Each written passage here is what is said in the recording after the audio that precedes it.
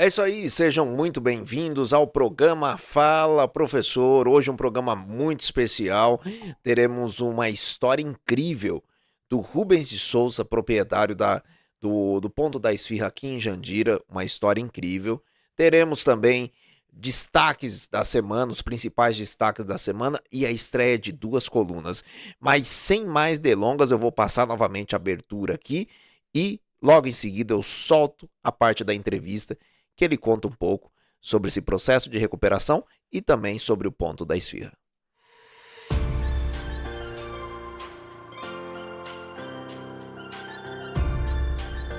Eu tinha algumas limitações que aquilo não me trazia segurança, né? E foi quando surgiu aí a oportunidade de estarmos abrindo aí o Império das Esfirras. Mas vamos focar um pouco nesse acidente aí, porque Som. pelo que eu conversei contigo antes, você é uma pessoa de fé, né? E esse testemunho, né, o que aconteceu na sua vida, tem uma marca especial e teve uma mudança também na sua história. Conta um pouco mais, em detalhe, como que foi esse processo. Eu sei que foi aqui na João de Góes, né? Você estava de moto, né? Teve um processo muito difícil, mas conta aí pra nós o que aconteceu nesse acidente. Foi em 2010, no mês de fevereiro, eu prestava serviço ali para uma empresa chamada Omoron, né? Uma empresa automotiva grande aqui de Itapevi. E eu fui de moto até lá e na volta eu fui fechado por um carro onde eu caí e já caí debaixo de um caminhão. Eu costumo dizer que eu sou um milagre de Deus, um milagre vivo de Deus, né? Conto meu testemunho aí afora, por onde as pessoas têm até me convidado aí para poder contar o testemunho. No próprio canal lá, vocês podem encontrar lá meu testemunho também. Então foi um milagre, foi um processo muito difícil. Cheguei no hospital, os médicos não davam nem 1% de chance de vida. Os médicos costumavam falar para minha mãe, na época eu era solteiro, e eles costumavam falar para minha mãe que eu tinha 0,5% de chance de sobreviver. 0,5%, não chegava nem a 1%, né? Então toda vez que minha mãe via o médico passando no corredor, que ela ficava ali esperando um horário de visita, né? Que era uma vez ao dia, e o médico fazia um sinal para ela, falou assim, ó, a chance dele é assim, pequenininha, entendeu? E a cada dia isso foi se evoluindo. Minha mãe é uma mulher de muita fé também, buscou a Deus, orou a Deus, e Deus foi revertendo aquela situação. Quando eu sofri acidente, eu cheguei no hospital regional com traumatismo craniano, fratura exposta do braço direito, a escápula quebrada, costela quebrada que perfurou o pulmão, eu tinha hemorragia interna, né, desse pulmão perfurado, né? Então os médicos ali, eles falaram que não, eu ia sobreviver ali por algumas horas, por algumas horas. E foi um testemunho bonito, porque apareceu algumas coisas na minha vida que até hoje é inexplicável, né? Acho que o professor conhece aí, tem a história da ambulância que foi me fazer a locomoção do hospital regional para o Hospital Santa Paula, que até hoje ninguém sabe quem foi o médico que apareceu nessa ambulância, ninguém sabe de onde veio essa ambulância, né? Minha irmã, ela conheceu uma pessoa que cuidava do administrativo do convênio, né?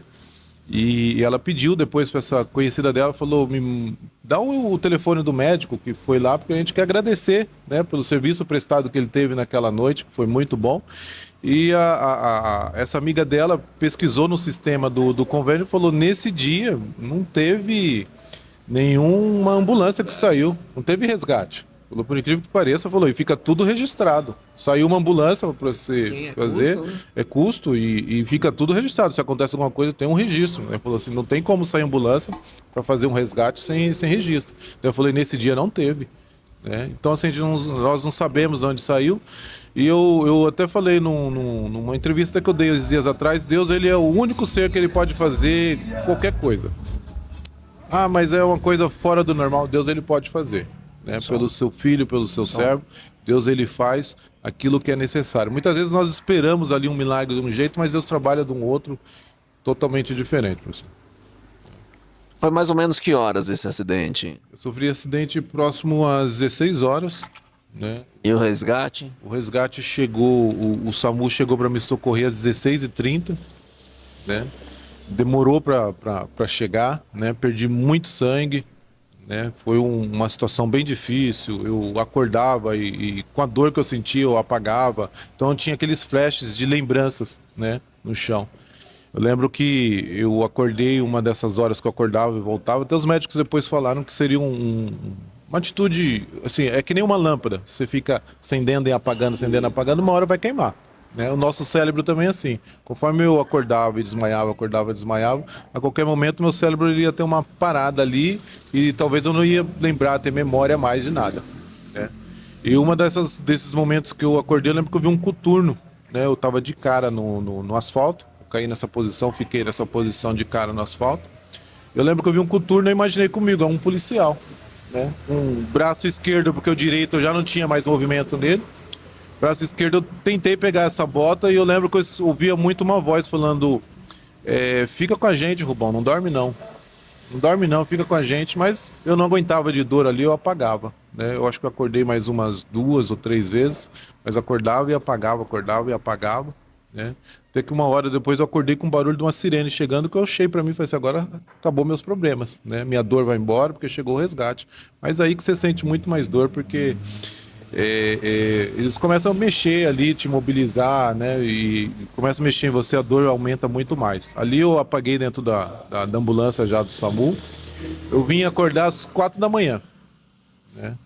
Já com esse médico que ia fazer a transferência, né, de hospital. Eu lembro que eu olhei para esse médico, perguntei da minha família. Esse médico, ele chegou a conversar com a minha família e falou que o que estava acontecendo ali naquele hospital era desumano, né? Por que desumano? Porque eu já tinha perdido muito sangue. Com a quantidade de sangue que eu estava no corpo, meu coração iria parar.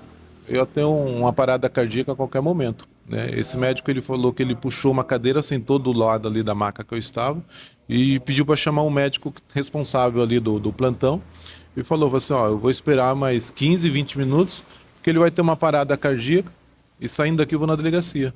O médico, mas por que você vai fazer isso? Conversa de médico para médico é diferente, né? Mas por que você vai fazer isso? Eu falei, porque ele está sem sangue. E a parada cardíaca que ele vai ter vai ser justamente por causa disso, porque ele não tem sangue. E o médico falou, não, mas o sangue já está chegando, acredito que questão de minutos ali chegou o sangue, eu recebi sangue e eu acordei, né? Perguntei da minha família, minha mãe estava ali já, né? Isso era... Então já havia passado 12 horas do acidente, né? E quando eu cheguei foi feita a transferência, que eu cheguei no Hospital Santa Paula, na Avenida Santo Amaro, refizeram todos os exames e eu não tinha mais um traumatismo craniano, né? Eu já havia tido uma recuperação. Acho que quando eu saí do hospital regional até o Santa Paula, eu tive uma recuperação que os médicos já não entendem. Eles pegaram os exames que tinham, compararam com os exames que foi feito, falou, parece que já é um exame de outra pessoa, porque aqui tinha um traumatismo craniano, aqui já não tem mais, né? Então Deus já começou a trabalhar ali dessa forma, professor. E assim, foi um período difícil, longo, né? Costumo dizer que quem sofre um acidente também não é só acidentado que fica... Família toda. A família inteira na realidade sofre um acidente junto, né? Que eu vi minha mãe ali sofrendo em corredores, né? Pessoas que é normal no hospital vêm a óbito, que a gente acompanha ali, pessoas que vêm a óbito ali no hospital e acaba sofrendo junto com os familiares ali, né? Foi momentos difíceis, né? Mas tudo eu carrego como uma aprendizagem e uma oportunidade de recomeçar, de melhorar e ser melhor do que aquilo que a gente era. Chegou a ficar de coma? Fiquei em coma. Fiquei uma semana aproximadamente em coma, né? Esse em coma, os médicos falavam que eu poderia acordar amanhã, como eu poderia demorar 1 ano para voltar, né? Então, assim, era para mim acordar no outro dia, eu não acordei, né? Aí foi o desespero maior da família também, porque falou, ele não acordou, e agora, né? Quanto tempo ele vai ficar de coma? A família procurava isso com os médicos falaram, a gente não pode te dar certeza se ele acorda amanhã ou como ele pode acordar daqui a 1 ano, mais ou menos, né? O professor tem uma ideia, na época aquele comediante, o Shaolin, não sei se o senhor lembra, né? Ele sofreu o mesmo nível de acidente do que o meu, né? Infelizmente ele ficou em cima de uma cama, né, por um longo período e depois veio a falecer, né? Ele acabou não acordando mais do coma, né, o Shaolin. E nesse período de coma, você chegou a ter alguma experiência sobrenatural? Porque comentam muito, né? Quem já ficou em coma, nessa experiência de quase morte, comenta muito de algumas situações que acontecem ali que fogem ao normal. Você chegou a ter essas experiências?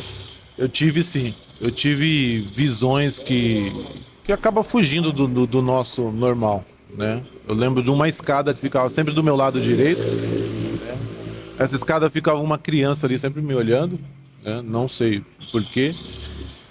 E o coma, eu não sei se já era um período ali que eu tava para voltar desse coma, é como você tivesse num sono. Não sei se você já teve aquele sono que você às vezes escuta as pessoas falando, mas você não consegue ter reação nenhuma, né? Parece que você tá com tanto sono ali que você não consegue reagir, mas você escuta vozes, escuta pessoas falando, mas você não consegue raciocinar, né? Não sei se você já teve um sono assim, né? Mais que o sono, eu já passei por isso. Eu tive um coma também. E é interessante que as pessoas, né, que passam por esse processo, as pessoas que estão fora, né, passando com alguém nesse processo, acham que a pessoa não ouve.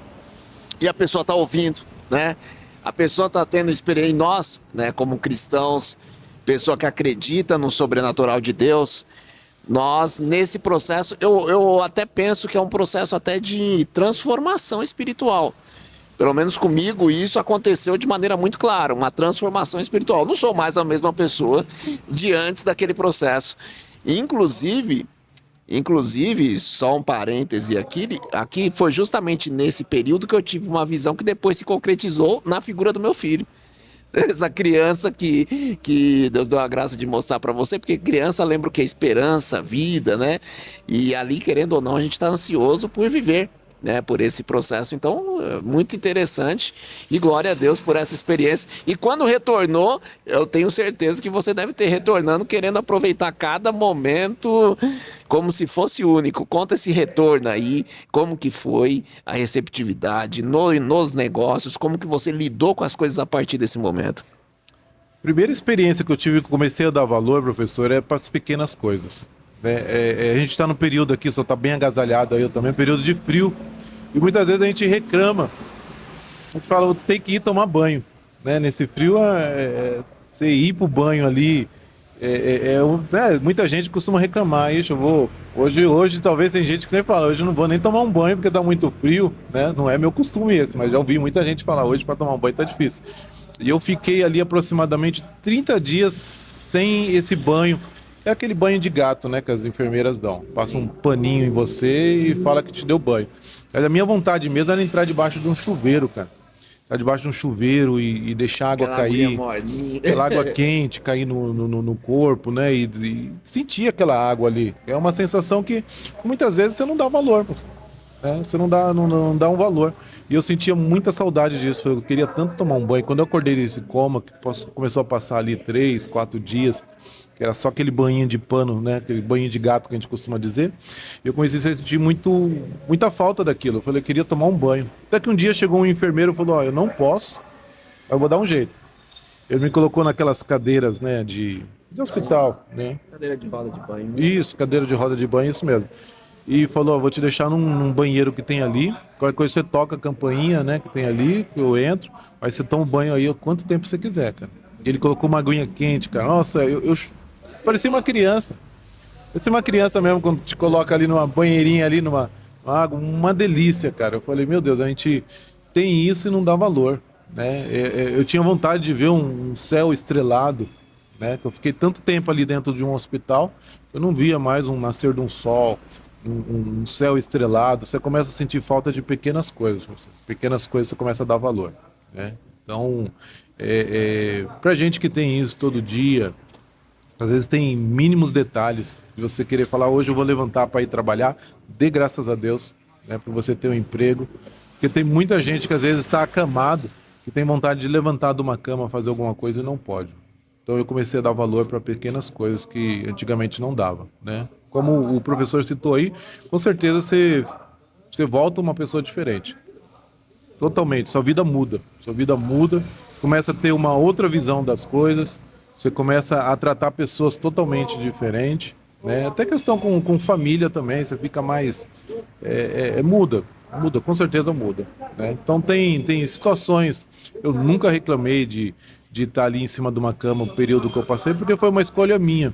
Quando eu fui comprar uma moto, minha mãe sempre falava, filho, não compra moto porque é perigoso, né? Eu falava, mãe, devido ao serviço, faculdade, é o que vai me ajudar, é o transporte mais rápido que tem, é uma escolha minha, né? E eu vou... Então, assim, foi uma escolha minha, nunca reclamei, nunca culpei Deus, nunca culpei nada. Eu falei, foi uma escolha minha, eu tô passando isso daqui por escolha. É isso.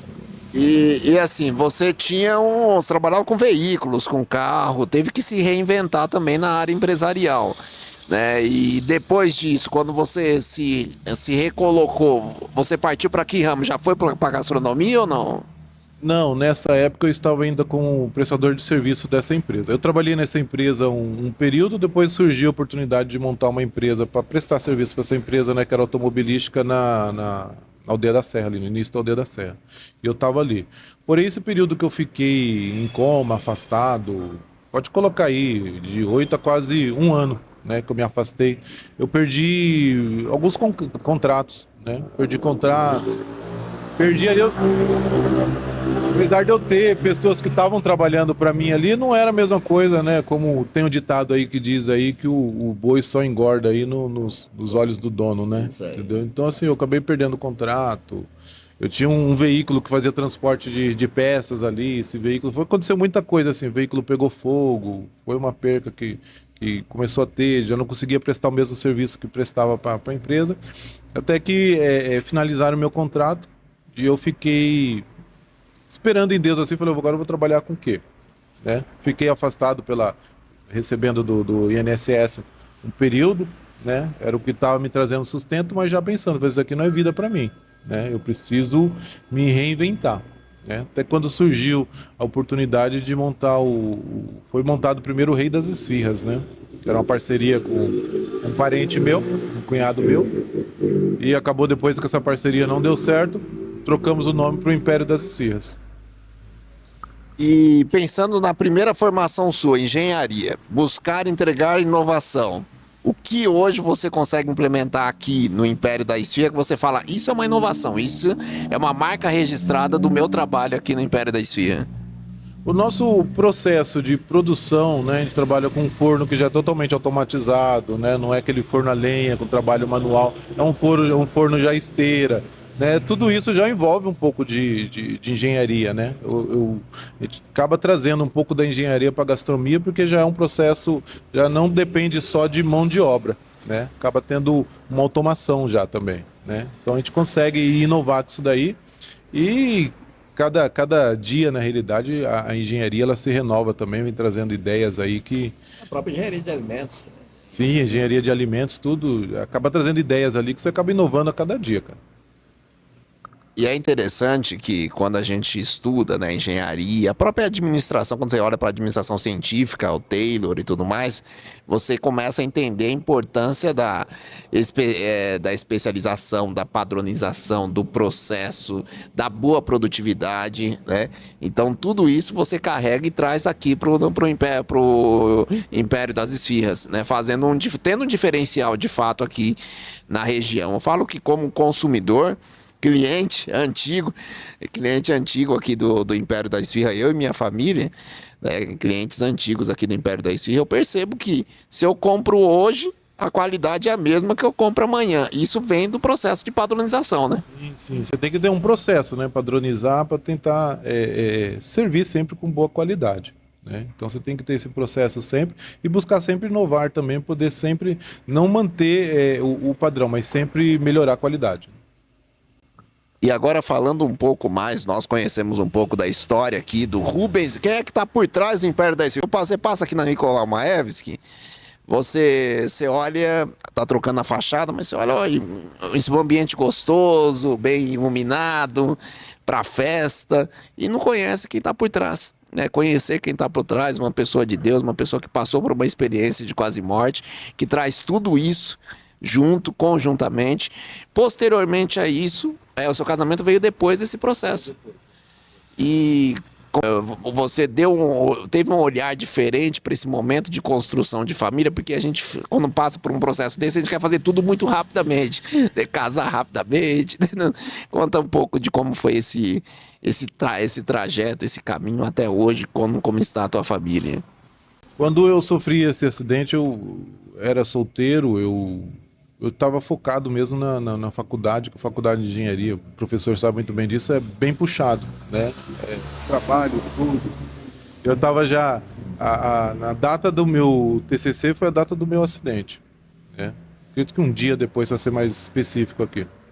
Então, assim, eu estava focado, então não estava buscando ainda ali um relacionamento, um casamento, né? Isso aconteceu depois de alguns anos, né? Eu estava buscando ali me formar, ter uma estrutura, né, profissional ainda, poder formar uma família, né? Mas isso depois Deus preparou também, aconteceu, né? Tem gente que fica no desespero aí, eu preciso casar. Tudo acontece naturalmente, aí Deus sempre prepara, né, essas coisas, busca a varoa perfeita ali para estar com a gente, né? E foi tudo preparado por Deus também, né? Deus E hoje a preparou todas família as é coisas. parceria. A família é parceria. Minha esposa, ela que faz o almoço aqui, né? Que a gente serve almoço aqui também. Ela que é a nossa cozinheira aqui, né? Temos bastante elogios aí, graças a Deus aí, da comida dela. Só acho que não almoçou com a gente aqui ainda, tá convidado. Compramos sim. É? Compramos sim, compramos um almoço aqui já também, porque mais prático, tem a Marmitex, né? A Marmitex Mas uma hora você tá convidado a comer uma feijoada toda quarta e sábado tem aí. toda quarta e sábado, ele falou longe no microfone, mas toda quarta e sábado tem feijoada aqui de primeira. Olha, eu já comi, vou ser bem sincero, comi Marmitex porque rapidamente trabalho em outro município, então é um momento que a gente consegue fazer esse pedido. Mas de fato a comida é muito boa, indico demais. Claro que o carro-chefe daqui continua sendo as esfirras, não tem jeito. O nome, né, já traz aí o Império das Esfirras, né? Então o carro-chefe é as esfirras, mas todos os outros produtos aqui que a gente oferece com muita qualidade. A pizza é muito boa, temos berutes muito bom, a refeição durante o almoço também, ela é muito bem servida, muito saborosa. É tudo com muita qualidade e com amor que a gente faz aqui. E esse espaço todo aqui que você tem, você também faz alocação ou não? Como que funciona? A pessoa pode vir fazer uma festa de aniversário aqui e falar, ó, quero para 50, 30 pessoas, dá para fazer um trabalho nesse sentido aqui? Com certeza, estamos abertos aí, quiser fazer uma festa, contratar aí o espaço, fechar um espaço aí, falar, eu quero trazer tantos convidados, é só conversar com a gente. Somos abertos aí sempre para oferecer o melhor, né? A pessoa quer vir fazer uma festa aqui, então, com certeza estamos abertos aí a propor o nosso espaço aqui e as qualidades dos nossos produtos também. É interessante que na entrevista, no meio do caminho, eu puxei a questão da família, porque eu sempre destaco, família é o berço de tudo, família é o alicerce de tudo. Não tem como a gente olhar para uma vida de alguém bem-sucedido sem olhar para essa constituição familiar que está por trás, auxiliando. E você acabou de falar, sua esposa, ela faz parte do processo, cozinha, né, está do seu lado ajudando, e isso com certeza é um diferencial daqui, ter esse cheirinho de família, né? O ambiente aqui é familiar, né, professor? E o ambiente aqui é familiar. Nós recebemos muitas igrejas aqui, final de semana, o pessoal vem, né, porque se sente em casa, se sente o ambiente de família, né? Ambiente familiar. E é assim, Rubens, olhando para essa reta final da nossa entrevista, primeiro um conselho para quem vai começar a empreender. Qual conselho que você daria a quem, opa, eu quero começar a vender algo, eu quero começar a empreender nessa arte do empreendedorismo. Qual seria o conselho que você daria para quem vai dar esse pontapé? O primeiro conselho aí é você ter fé, né? Você ter fé naquilo que você vai fazer e você tem que confiar, né? A fé é o firme fundamento das coisas que não se vê, mas espera. Então, a primeira coisa que você vai fazer é, eu vou empreender algo. O mercado aí está aberto para N comércios, N situações aí. É muito amplo tudo que vai se fazer. De repente você fala, mas o fulano ali já fez e não deu certo. Então você tem que não se espelhar nisso, mas espelhar naquilo que você está buscando. Você tem que ter fé naquilo, né? Daria um conselho aí, buscar a Deus, uma confirmação de Deus para saber se Deus está no negócio, né? Que aquilo que Deus também não está no negócio dificilmente prospera, né? E buscar sabedoria, buscar ali um entendimento do que você vai fazer, buscar inovação, buscar ali todo o processo do que vai ser feito, né? Você precisa ter uma sabedoria, uma qualidade em tudo que você vai fazer. Tá? Isso acho que é o segredo de qualquer coisa que você vai fazer, o professor. E agora, como cristão, um conselho que você daria para aqueles jovens que olham para o futuro com tantas questões? Eu preciso virar isso, eu preciso ser bem-sucedido, eu preciso ganhar dinheiro, eu preciso fazer aquilo outro. Você passou por um processo assim como eu, um processo que mostra que a vida e as pequenas situações têm muito mais importância do que muitas vezes uma conta recheada. Conte assim um conselho para essa molecada, para esse jovem cristão, como nós já fomos um dia, que está olhando para esse futuro e muitas vezes deixando as coisas de Deus de lado.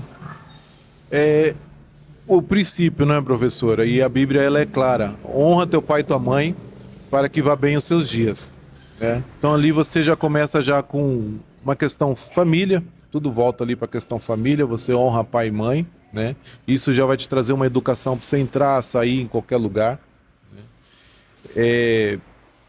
A questão dos jovens ali também eu acho muito importante ali, né? Buscar ali uma educação adequada, buscar um ensino de qualidade, faz um curso, né? Buscar conhecimento nunca é demais, o professor. Buscar um conhecimento.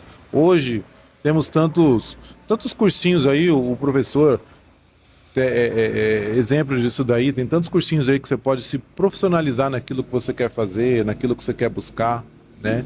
Então o conselho que eu dou para os jovens hoje é isso daí. E ande sempre com quem te coloca para cima, né? As amizades hoje eu acho que é um grande problema aí que nós vemos que desfoca o jovem daquilo que ele quer ser ou do que ele vai fazer. Tá aí os conselhos como empreendedor e conselho também como cristão.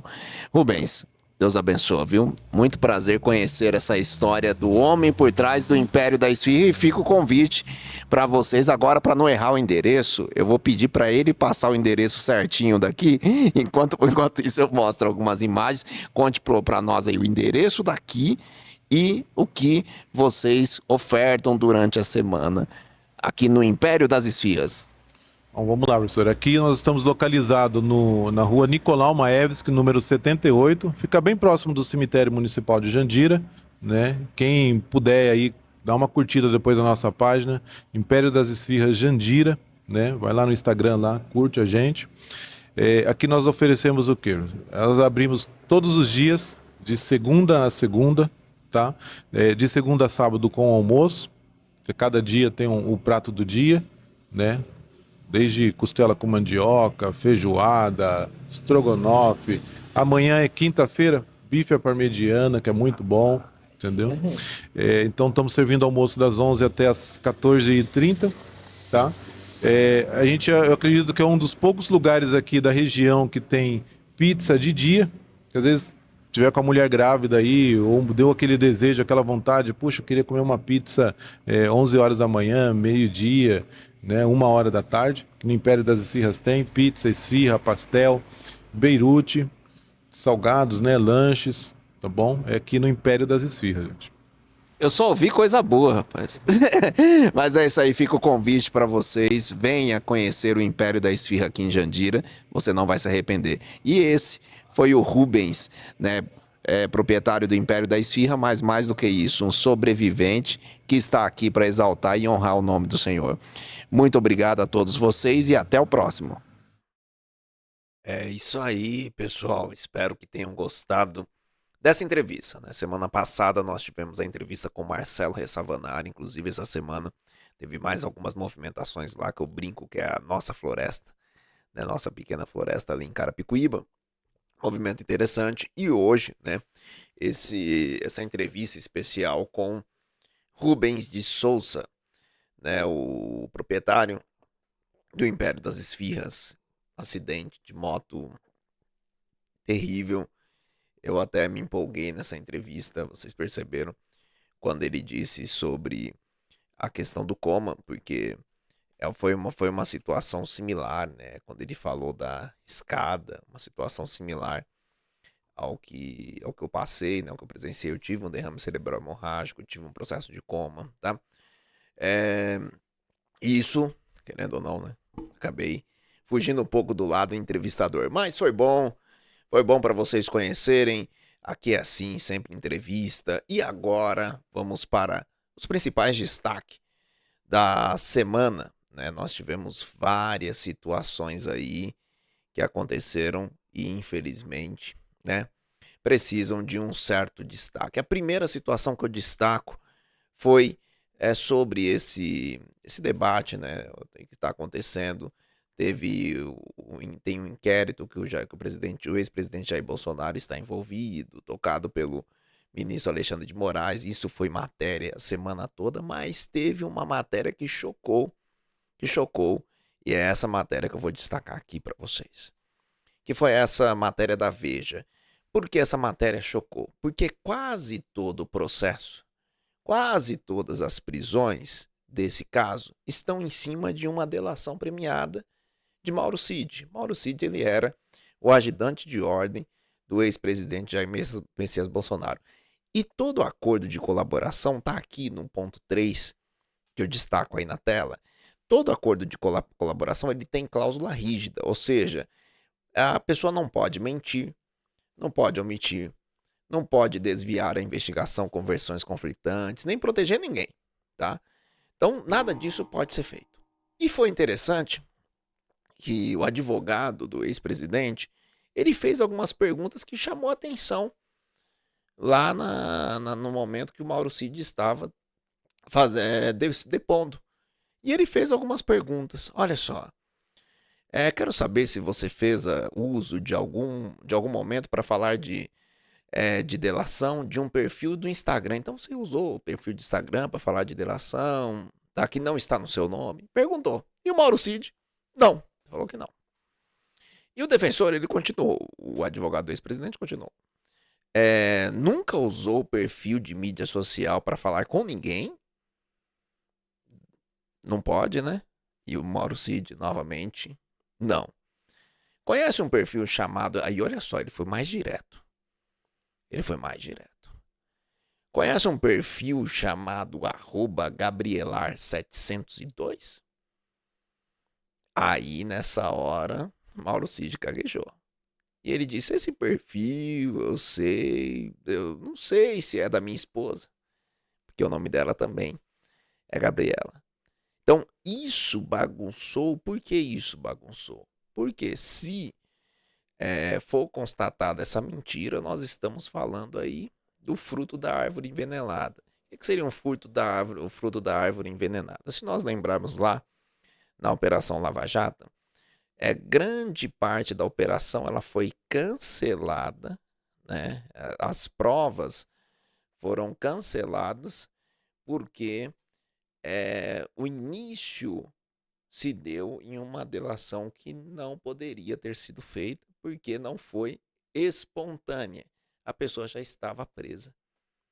Neste caso, se isso se provar verdadeiro, essa delação ela não foi espontânea e teve um vício grande que foi a mentira detectada.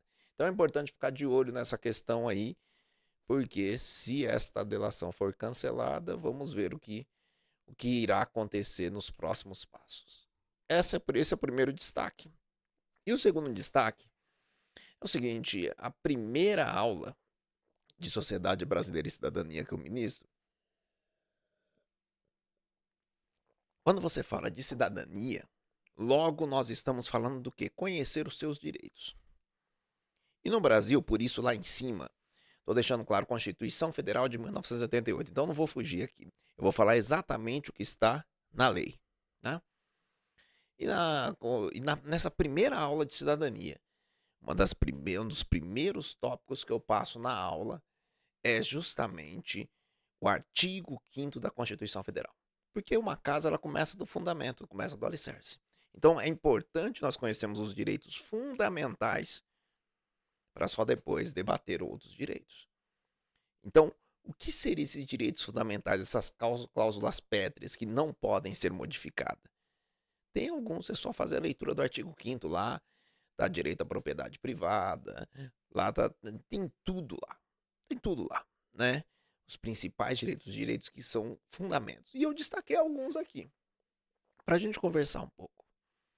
Olha só, é livre a expressão, inciso 9. É livre a expressão da atividade intelectual, artística, científica e de comunicação independente de censura ou licença. É livre. Então estamos falando de liberdade. Liberdade de imprensa, liberdade de comunicação, essa liberdade artística.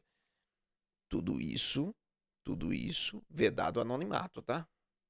Vedado anonimato. Então, se eu tô colocando meu nome e sobrenome ali, eu posso falar o que eu quiser. Mas como assim? Mesmo incorrer em crime, para isso existe injúria, existe os crimes de honra, injúria, calúnia e difamação. Quando eu estava fazendo a minha MBA em jornalismo, eu fiquei quase um mês estudando os crimes contra a honra, justamente para que no jornalismo não cometesse esse tipo de situação. Imputar crime a alguém, e assim vai, né? Injúria, calúnia e difamação. Mas o caso agora tá mudando um pouco. Tá indo para além dos crimes contra a honra, tá? Mas vamos continuar. Aí nós temos aqui no inciso 14. É assegurado a todos o acesso à informação, resguardado o sigilo da fonte. Todo jornalista, ele tem direito, toda pessoa, se não quiser abrir o sigilo, não, quem te contou? Sigilo da fonte. Todo jornalista, ele tem esse direito. Quando necessário ao exercício profissional. No caso, exercício profissional do jornalista. E nós vimos alguns casos recentes de jornalista preso, inclusive, exercendo seu papel lá no 8 de janeiro. Mas vamos lá, vamos continuar. No próximo inciso de 39. Não há crime sem lei anterior que o defina, nem pena sem prévia cominação legal. Como assim? Então pergunto para ti. Qual a lei que versa sobre fake news no Brasil? Existe? Não. Se não existe, porque tem pessoas sendo condenadas por algo que tem um inquérito das fake news. Por que será? É o que eu só estou perguntando. Eu não estou julgando ministro, nem eu só estou perguntando. Porque isso daqui é aula 1 de cidadania. Eu não posso ser condenado por algo que ainda não é crime. Isso me parece básico. Mas tem pessoas que estão batendo palma para isso. Ninguém será privado de liberdade ou de seus bens sem o devido processo legal. Lembrando que hoje rede social é um bem. Se eu tenho uma rede social, você tem muitos seguidores. É um bem. É a sua rede social, é a sua conexão social, é o seu mundo digital. Aquilo é um bem. Imagine você perder isso sem o devido processo legal. Isso é correto? Isso não infringe nenhuma base, nenhuma cláusula pétrea, nenhum direito fundamental? Cadê? Cadê a Ordem dos Advogados do Brasil? Cadê a grande imprensa falando mais sobre o artigo 5º da Constituição Federal? Por que eu fiz essa introdução da aula 1 de cidadania? Por que eu fiz essa introdução? Aqui eu trouxe a matéria da Gazeta do Povo do dia 16 de junho, escrita por Leonardo Desideri e Renan Ramalho. STF forma maioria para interpretar marco civil, abrindo rota para agravar censura. E eu vou ler exatamente o que está na matéria para depois explicar. Primeiro, o artigo 19 é a base do regime brasileiro de proteção contra a censura nas plataformas. Aqui ponto. Por quê? Quando nós falamos do artigo 19 de onde? Do Marco Civil da Internet. Ué, mas disseram para mim que a internet não é regulada. Como não? Então o que é o Marco Civil da Internet? Essa lei aprovada no Congresso Federal. Porque nós precisamos entender O que é a tripartição de poder? Então nós temos lá o poder executivo, judiciário e legislativo, que são autônomos, ou seja, separados. Autonomia pressupõe o quê? Eu sou autossuficiente. Então eles são autônomos e precisam trabalhar em harmonia. Em alguns momentos, trabalhando em colaboração. Harmonia, mas autônomo, independentes. Importante deixar isso muito claro. Então, a quem se deve legislar? A quem se tem o direito de legislar? Esse papel ativo não é do judiciário. Aí a justificativa é: mas o judiciário ele foi confrontado, ele foi questionado, ele foi chamado para o debate. Se ele foi chamado para o debate é para interpretar, né? Não para criar. E o que está se acontecendo é o quê? É um processo criativo. Tá? É um processo criativo. Está se falando o quê? Uma lei aprovada no Congresso Federal não vale mais. E aí vamos seguir. O artigo 19 é a base do regime brasileiro de proteção contra a censura nas plataformas. Ele estabelece que uma plataforma só pode sofrer sanções da justiça por conteúdo de terceiro quando desrespeitar ordens judiciais. Então, em outras palavras, vou traduzir aqui. Uma pessoa só pode ter uma postagem retirada ou perder uma conta na rede social se tiver uma ordem judicial. E quando a gente pensa em ordem judicial, a gente está falando que de direito da ampla defesa e do contraditório. Se você está falando que a minha postagem ela é criminosa, eu preciso ter o direito de me defender. Isso é um empoderamento da justiça. Isso é equilíbrio. Certo? A norma foi criada para impedir que as redes sociais, por medo de punições, removam conteúdo de forma preventiva e desproporcional. Ou seja, isso resguardava a rede social, porque ela falava, eu vou cumprir aquilo, mesmo concordando ou não com a decisão judicial. Veio a decisão judicial, eu vou cumprir. E aí a pessoa recorre daquela decisão se estiver em desacordo. Estava funcionando assim. Agora eu chamo a atenção para vocês para o último voto. Já tem maioria, o artigo 19 já está considerado inconstitucional. Claro, ainda tem até o acordão final, tem um acórdão final, né, que é aquele texto final, vamos ver o que vai sair, mas é impossível sair coisa boa. É impossível sair coisa boa. O ministro Gilmar Mendes acompanhou a tese da inconstitucionalidade parcial do artigo 19 do Marco Civil, defendendo a imposição de deveres de cuidado proporcionais à gravidade dos conteúdos. Para ele, as plataformas podem ser responsabilizadas mesmo sem ordem judicial em 7 hipóteses. Vamos ver?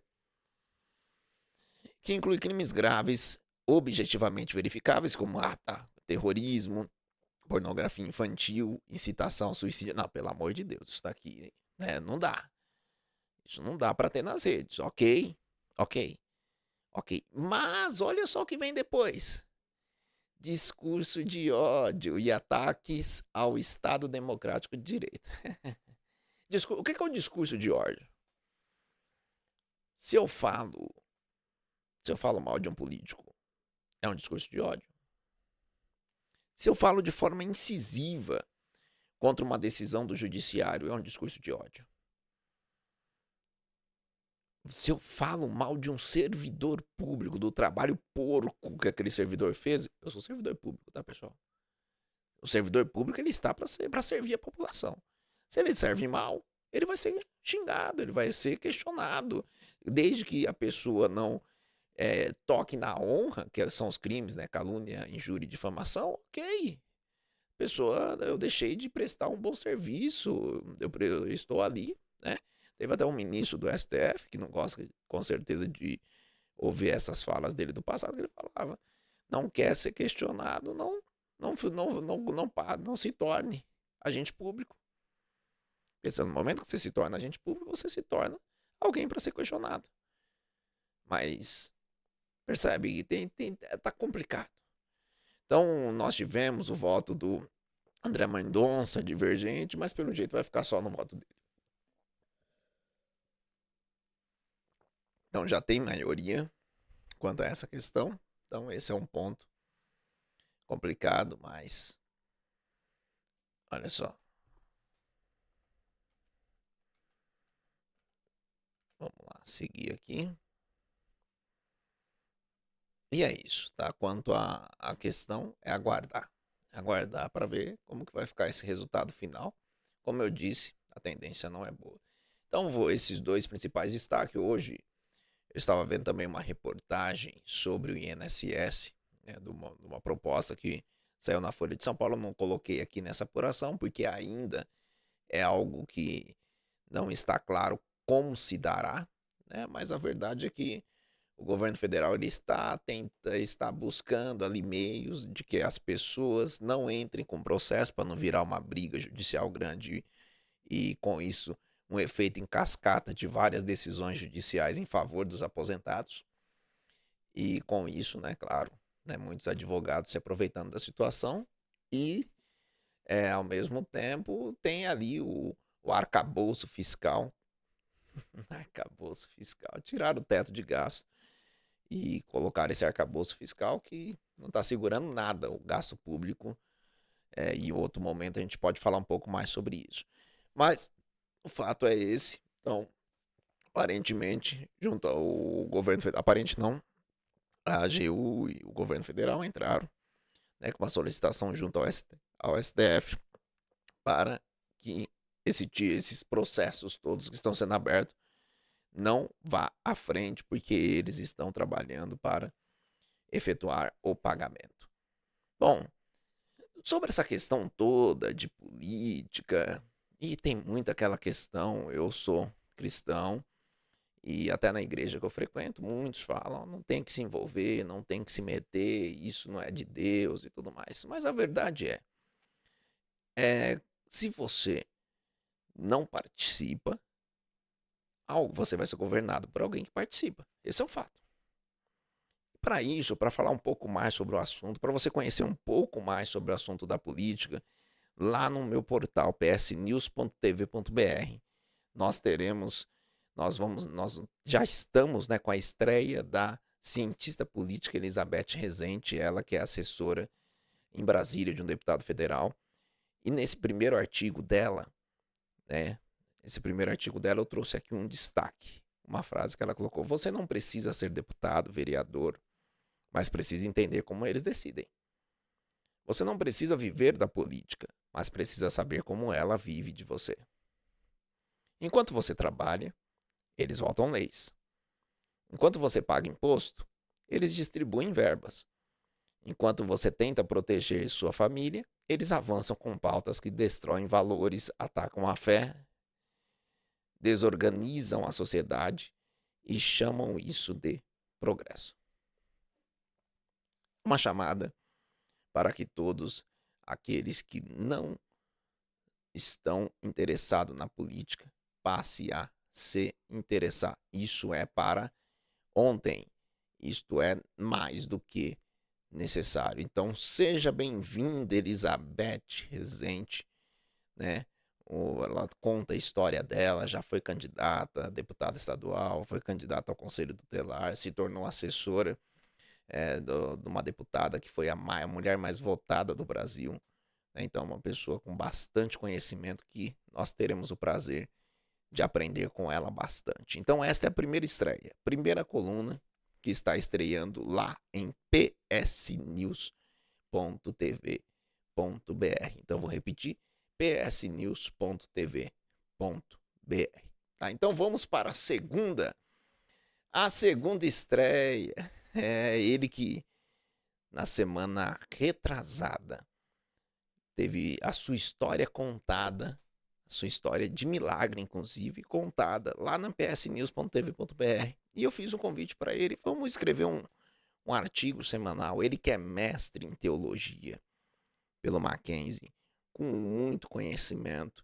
Inclusive, tudo indica que estará comigo ministrando um curso aqui na Anhanguera de Jandira. Para quem não conhece, fico aqui no centro de Jandira, em cima dos Correios. Então tudo indica que ele ministrará um curso comigo de teologia bíblica.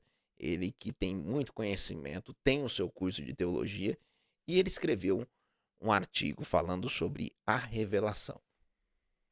E eu trouxe aqui uma parte desse artigo para a gente refletir um pouco nessa reta final do nosso programa. A revelação, um drama de liberdade e resposta. O Deus que se revela é aquele que, por amor, renuncia à sua impassibilidade. Ou seja, né, esse lado ele renunciou, podia ficar passivo, mas ele renunciou isso. E se compromete com a história humana, entregando-se até o extremo da cruz. Foi na cruz. Quando nós falamos de políticos que só pensam no seu próprio bolso, na distribuição de verba, de governos que só pensam em atacar instituições que unem as pessoas, judiciário que tenta calar as pessoas. E quando a gente fala de liberdade de expressão, desculpa quem está cego aí, porque tem muita gente cega. Quando nós falamos de liberdade de expressão, nós estamos falando de liberdade de professar o evangelho de Cristo. Não se engane. Não se engane. Nós não estamos falando de algo que não tocará nos evangélicos. Eu estou vendo só. Estou vendo. E daqui a pouco tem eleição para deputado, né? Daqui a pouco tem. Daqui a pouco tem eleição para deputado. E muitos deputados vão falar, não, mas eu moro na cidade. Candidato a deputado, eu moro na cidade, sou conhecido desse, conhecido daquele. A pergunta que deve ser feita é qual o compromisso desta pessoa com a liberdade de expressão. Porque liberdade de expressão é liberdade para manifestação de pensamento, é liberdade para filosofia, é liberdade para religião, é liberdade por jornalismo investigativo, que é uma forma de colocar o dedo naquilo que é mais podre do nosso país e jogar à luz aquilo. É liberdade para as pessoas. É liberdade. Porque a partir do momento que a gente normatiza no Supremo Tribunal Federal o ministro do Supremo Federal falar que todos ali, assim, admiram o ditador Xi Jinping da China. Meus irmãos, nomeie as igrejas evangélicas que estão lá na China, ou mesmo as igrejas católicas que não estão sob controle do ditador. Nomeie aquela rede social que não está sob controle do ditador. Qual será o Deus do Xi Jinping? Qual será o Deus da China? Então, vamos abrir o olho. Vamos abrir o olho e não permitir, em hipótese nenhuma, que a nossa liberdade de professar o evangelho, a nossa liberdade de falar de Cristo, ela seja tolhida. Tá? Por fim, também eu deixo aqui para vocês o convite para que sigam esse projeto que eu também estou envolvido, o Anhanguera Cast. Nós tivemos aqui, por exemplo, os últimos vídeos subidos, que nós fizemos o upload para lá, história de superação de uma pessoa com paralisia. A professora Marta Cesário, que foi secretária de Educação aqui em Jandira, ela tem uma filha que tem paralisia cerebral. E a história dessa filha dela é linda. Uma história de muita fé também. Uma história de uma mãe, de um pai que abdicou de muitas coisas. E hoje ela é fisioterapeuta e atende aqui no município de Jandira. Então essa história é uma história fantástica. Acesse lá a AnhangueraCast e você também terá acesso a essa história. Também terá acesso à minha diretora da Anhanguera, a doutora Marcela Mármora, que também tem uma história incrível, vários negócios que ela tentou, não conseguiu, e hoje, né, no ramo de franquia, né, na verdade a Anhanguera é uma concessão, não uma franquia, mas ela tem o Wizard, que é franquia. Então agora né, atuando na Anhanguera, na Wizard e outros negócios que ela tem, ela conseguiu chegar num porto que ela gostaria, mas foi uma história também de vários momentos de superação. Vale a pena vocês assistirem, tá? Então, essas situações aqui, essas indicações são importantes para que vocês consigam ter acesso a esses conhecimentos, porque o conhecimento ele transforma. Não adianta, mesmo quando se fala dentro de igrejas, não tem que ler, não tem que examinar, não tem que conhecer. Não é bem isso. Não é bem isso que deve acontecer. Nós devemos sim ler, meditar, conhecer, né, estudar, porque examinar é para além do estudar, né?